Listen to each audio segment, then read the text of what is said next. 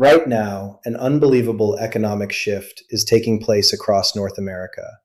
It involves a barrel of thick, heavy Canadian crude oil and a bar of pure, solid gold. A shocking role reversal is underway, all thanks to a perfect storm of geopolitical chaos and economic hardball. An incredible story is unfolding. Canadian oil has become, in a way, worth more than gold. It's a resource the United States desperately needs. But because of escalating trade tensions, even a president like Donald Trump can't just get his hands on it. How is this possible? How can a barrel of oil become more precious than gold? The answer pulls back the curtain on a critical shift in global power, a story of dependency, betrayal, and a brilliant escape. This isn't just about the price of a barrel, it's about the very foundation of America's energy security. In this video, we're going to break down exactly how a trade war, a new pipeline, and a stunning miscalculation could leave the United States vulnerable, and why a figure like Trump is now less powerful in controlling the one resource his country can't live without. Okay, before we go any further, let's address the elephant in the room. Is a barrel of Canadian crude literally trading for more than its weight in gold? No, of course not. And anyone who tells you that is selling a fantasy. Let's be real. As of early 2026, an ounce of gold is trading for well over $5,000. A barrel of WTI crude oil, even with recent price spikes pushing it toward $90, is nowhere close. On a dollar-for-dollar basis, it's not even a contest. But that's where the real story starts. The claim that Canadian oil is worth more than gold isn't about the sticker price. It's about a much more important and much more dangerous kind of value, strategic value. It's about being irreplaceable. You can buy gold from anywhere. You can stick it in a vault for a century. It's a passive asset. But certain highly specialized American oil refineries cannot function without one specific ingredient: heavy sour crude from the Canadian oil sands. It is the absolute lifeblood of a critical part of the US economy. And for decades, America took that supply for granted. It was cheap, it was right next door, and it was politically secure. The unsettling truth is that those days are over. Our headline is a metaphor, but it's a metaphor that unlocks a profound economic reality. When something is so essential that losing it would cause a catastrophic failure, its strategic value soars beyond its market price. Think of it this way. Water is cheap, but if you're stranded in the desert, a single bottle is worth more than all the gold in the world. For a massive network of US refineries, Canada has become that single bottle of water. And Washington is just now realizing the desert is closing in, and the supply is no longer guaranteed. To understand how we got here, we need to head north, to the vast, frozen landscapes of Alberta. For decades, Canada's oil wealth has been both a blessing and a curse. The country is the world's fourth largest oil producer, sitting on proven reserves of around 170 billion barrels, the majority locked away in Alberta's oil sands. These are mind-boggling numbers, one of the largest hydrocarbon deposits on the planet. But there have always been two huge problems. First, geology. This isn't the light, sweet crude that gushes from the ground in Saudi Arabia. This is bitumen. It's thick, heavy, and tar-like. Getting it out of the ground is an expensive, energy-intensive process. For years, environmental pushback and high costs made it a tough sell. It was the VHS tape in a Netflix era, a resource so difficult to produce that many wondered if it would just be left in the ground as the world moved on. The second, and much bigger problem: geography. This incredible resource is the definition of landlocked. For half a century, there was really only one customer with the infrastructure and appetite to buy it: the United States. Canadian oil flowed south through a web of pipelines, feeding a hungry American market. This total dependence on one buyer created a deeply dysfunctional relationship. US refineries knew Canada had nowhere else to go, so they demanded a steep discount. This created the infamous Western Canadian Select Discount, or WCS discount. For years, Canadian heavy crude sold for $15, $20, or even more below the American benchmark price, WTI. Imagine growing the best coffee in the world, but there's only one coffee shop in town that will buy it. That shop owner gets to name their price, and you have no choice but to take it. That was Canada's reality.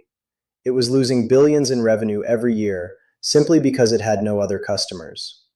This was a massive source of frustration in Calgary and Ottawa, a constant reminder of Canada's economic subordination to its southern neighbor. This dynamic defined the US-Canada energy relationship for a generation. America got a secure, discounted supply of the exact heavy crude it needed. Canada got a reliable buyer, but at a huge cost. It was a stable, if unequal, partnership. And the United States built its entire house on that foundation of cheap Canadian oil, never thinking that the foundation itself could crack. To really get why Canadian oil has become so strategically valuable, you have to understand the plumbing of the American energy system. It's a story about decisions made decades ago that have locked the US into a very precarious position. Back in the 80s and 90s, American refineries, especially the huge, complex ones on the Gulf Coast and in the Midwest, made a massive bet. They invested billions to retool their operations to process heavy, sour crude oil, which at the time came mostly from places like Venezuela and Mexico. These refineries became technological marvels, able to turn sludgy, low-quality crude into high-value products like gasoline and jet fuel. Then, two things happened. First, the US shale boom unleashed a flood of domestic oil, but it was mostly light, sweet crude. This new oil was great, but it wasn't the right kind for those expensive, specialized heavy oil refineries. Second, the supply from Latin America started drying up. Political instability in Venezuela and declining production in Mexico made them unreliable. Suddenly, those high-tech American refineries were desperate for a new, stable source of heavy crude. And right there, next door, was Canada, ramping up production from its oil sands. It was a perfect match. A symbiotic relationship was born. US refiners desperately needed a specific feedstock, and Canada was the only reliable supplier. Over the next 20 years, the two systems became deeply intertwined. By 2023, a staggering 60% of all crude oil imports into the United States were coming from Canada. In the US Midwest, the dependency is even more stark, with Canadian oil accounting for 65% of all crude runs in the region. For these facilities, there is simply no easy, fit-for-purpose replacement.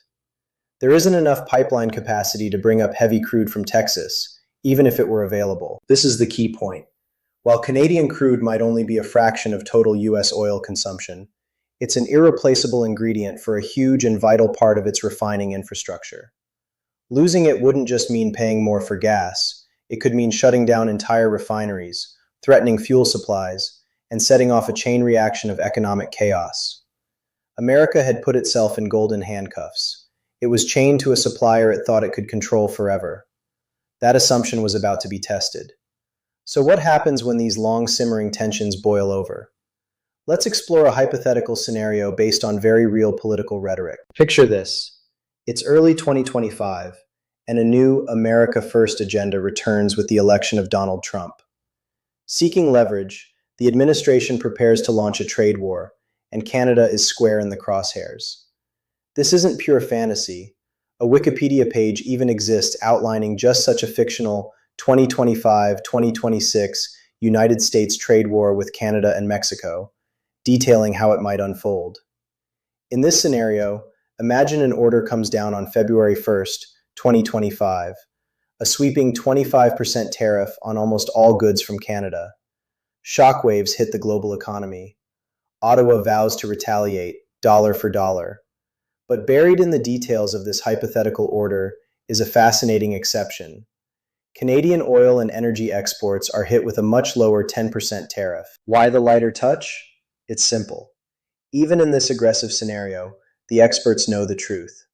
They understand the deep, structural dependency of US refineries. They know a 25% tariff, let alone an embargo, would be an act of economic self-harm, crippling the very industrial heartland they claim to be protecting. The 10% tariff is a compromise, an attempt to apply pressure without causing a catastrophic failure. But for Canada, the message is clear. The difference between 10% and 25% doesn't matter. The real issue is that the United States just showed its willingness to use energy as a political weapon. The reliable partner was a myth. The flow of oil and the health of the entire Canadian economy could be held hostage by the political whims of Washington. This would be the moment the paradigm shifts. For decades, Canada had debated and delayed the one project that could free it from the US market. But a trade war like this would change everything. It would transform a controversial pipeline into a matter of urgent national security. The theoretical risk would become a painful reality. Backed into a corner, Canada would finally be ready to fight its way out. If you're getting value from this deep dive into the hidden forces shaping our world, do us a favor and hit that subscribe button. We break down complex events like this every week to show you what's really going on. Now, back to how Canada engineered its great escape.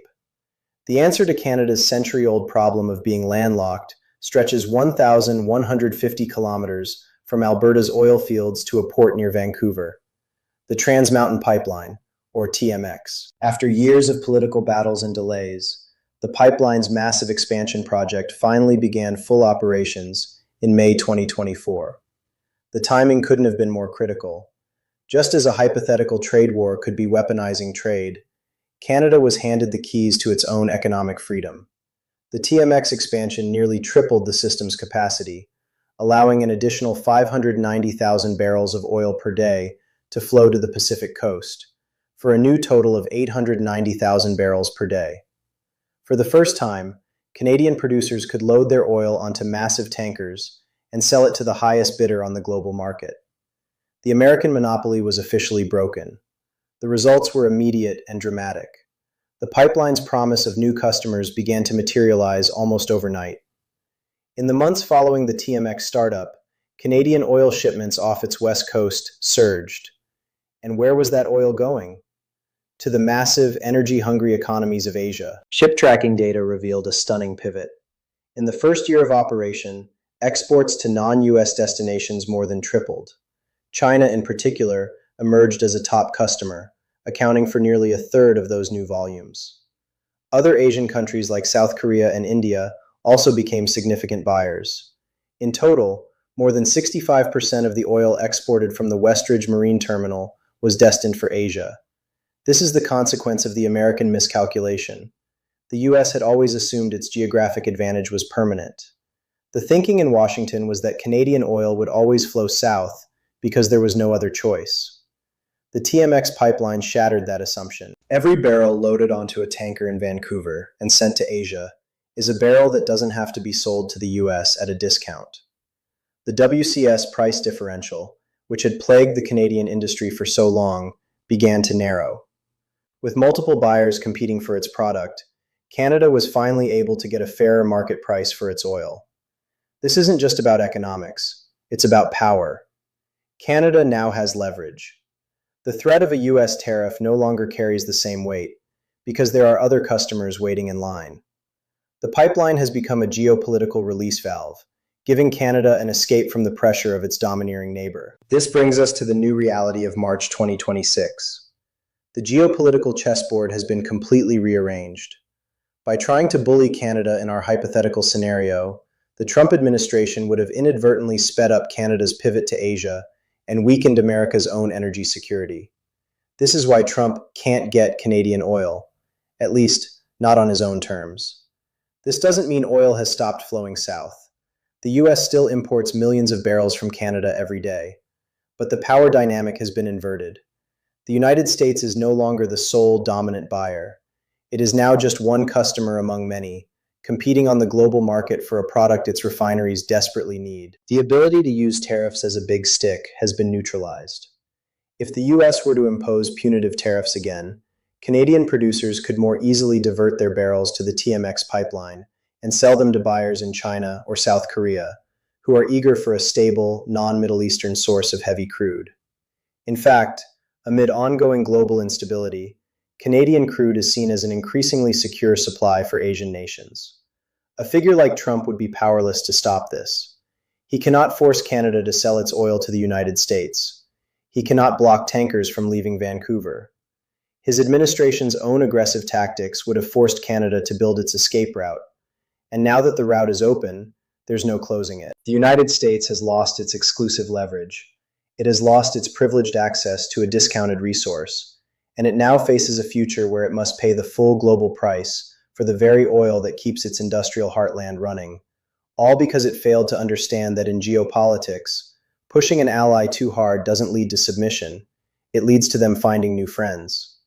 The story of Canadian oil in the 21st century isn't really about its price versus gold. It's a high-stakes geopolitical drama about the strategic value of a resource in a fractured world. For decades, Canada was a captive supplier, its immense energy wealth held in check by its total dependence on the United States. But a perfect storm of political pressure and the long-awaited completion of a critical pipeline has completely flipped the script. An attempt by the United States to use its power to extract concessions would backfire spectacularly. Instead of crushing its northern neighbor, it would force Canada to finally break its economic shackles and unlock the true global value of its black gold. The United States still needs Canadian oil. Its refineries are literally built for it. But it can no longer dictate the terms. America is now a price taker, not a price maker, for a resource that is strategically irreplaceable. The country that prided itself on energy dominance now finds itself more vulnerable, its security tied to a neighbor it took for granted. So what do you think? Did America's own protectionist instincts inadvertently hand the keys to its energy security over to its global rivals? Let us know in the comments below.